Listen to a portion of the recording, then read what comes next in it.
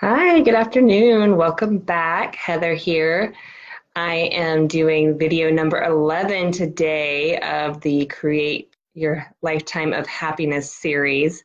I've been doing a 30 video series where I am sharing with you guys tips of how I really dug myself out of the hole and healed and able to get back to that love and positivity that is all embodies who I am, and that I can see the world and respond in that way. So it's my goal to teach you guys how to do the same thing, share some tips with you, so hopefully you can be living more positively and more lovingly and compassionately yourself. So today, for the quote, I have a quote by Robert Louis Stevenson. Don't judge each day by the harvest you reap, but by the seeds that you plant. This is so true. Be it our career, our relationship, finances, our health, whatever, our self-growth, whatever, this can apply to everything. It's so easy to be like, okay, I tried this one thing, it's not working out, I'm not seeing any changes, I'm not noticing any, excuse me, I'm not noticing any benefits, on to the next thing. But that's really important to come back to, because it's not instantaneous. We are planting these little seeds in our soil and nourishing it and offering it love and compassion so it can grow. And not every plant is going to survive, right? But we are making a large harvest. This is something for myself that I had to learn, and I continue to learn as a business owner, that you're not going to see those benefits immediately. I go through cycles probably a million times a day where I'm like, oh God, what am I doing? I'm a huge failure. No, I'm not. I'm planting seeds. I'm growing my community. I'm growing my business. I'm taking time, investing time in myself, walking my talk. So all of those things are planting my seeds so that my harvest grows. So that was an awesome quote that I love, love, love. Don't judge each day by the harvest you reap, but by the seeds that you plant. Hey, Alex, good to see you. Thanks for joining me. So yes, that's an awesome thing just to remember, it's not instantaneous. We are harvesting those seeds, nourishing them so they grow. Just like each action we do every single day is going to help further our transformation, further our growth. All right, so on to our topic today of decluttering. This is a good one. Change is really, really hard for us.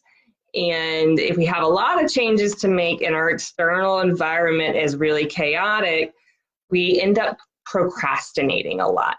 So we got to declutter and create room for that. So instead of waiting till tomorrow and adding to that doubt and that overwhelm, we have to create some new habits for ourselves. So decluttering is a really important step in doing that. Tell me, share with me, what is your go-to procrastination? What do you do when you're trying to avoid something you have to do on your list? Or maybe it's you want to go exercise, get some movement, eat healthy, but you avoid it by procrastinating and doing other things. My favorite go-to is binging on TV. So anytime I notice myself sitting down on the couch for hours at a time, watching Netflix, just one more episode, I know that's my time to get some decluttering in and move forward, and that's that messenger for me. So tell me and share with me, comment, what is your way that you like to procrastinate? What do you notice that you do on the day-to-day or weekly that you are avoiding what you have to do and doing a different activity instead? So what is decluttering? Decluttering is clearing out the old to make room for the new. Think of it in terms of when you buy new furniture, you get a new couch, you have to remove the old couch in order to bring the new one in.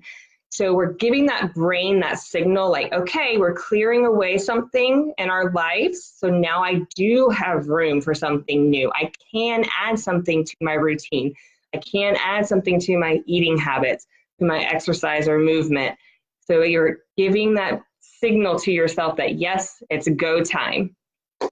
So you take away one thing and bring in room for something new. That is decluttering, plain and simple. And why is decluttering important?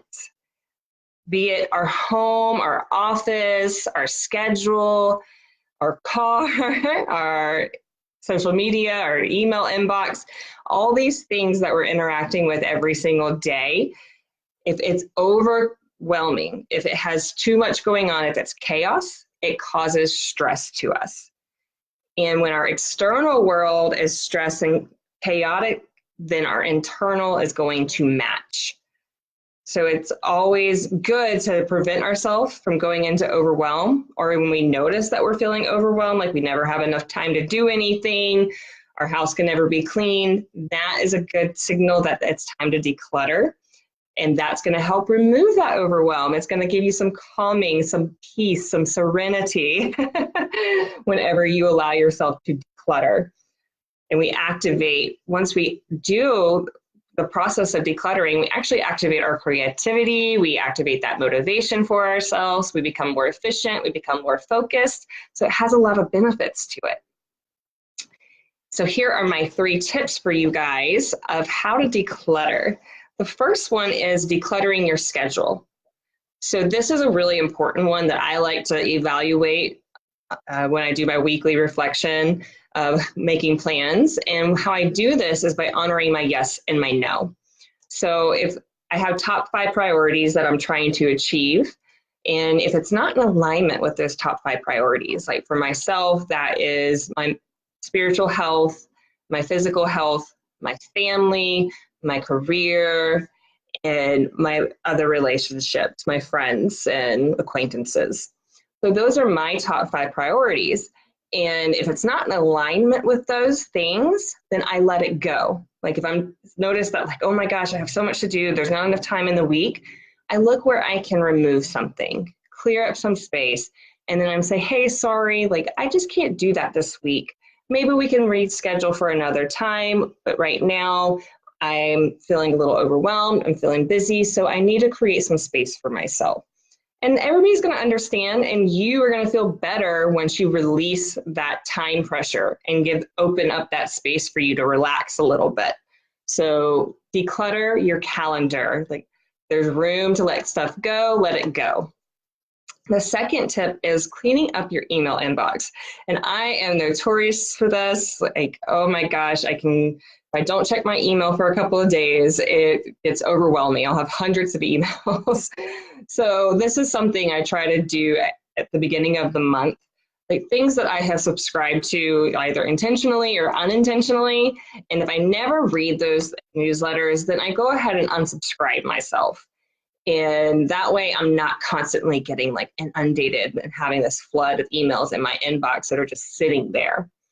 And just having that practice of checking your emails, deleting things you don't need, creating folders, like you want to save an email, just really cleaning that up.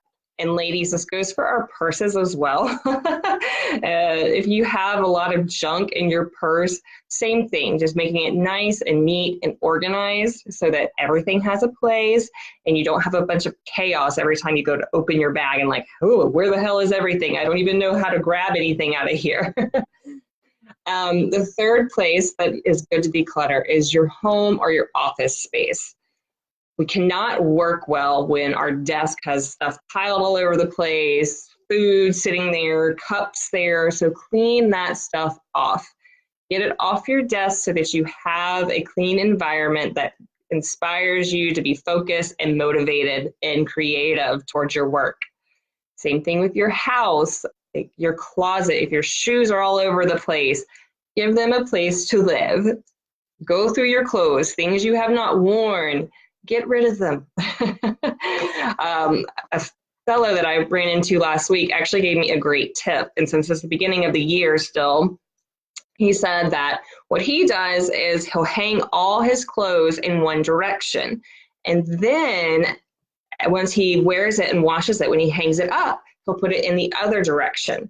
And so then at the 3-month or 6-month mark, he can actually see what he has been wearing, because all the clothes that he has not worn will still be in that original position, and everything else he has worn will be turned around the opposite direction.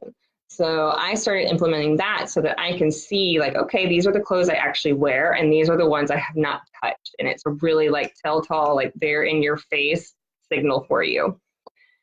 Same with your pantry, any area of your home, like if you open your kitchen drawer and there's just utensils flying out everywhere, organize it.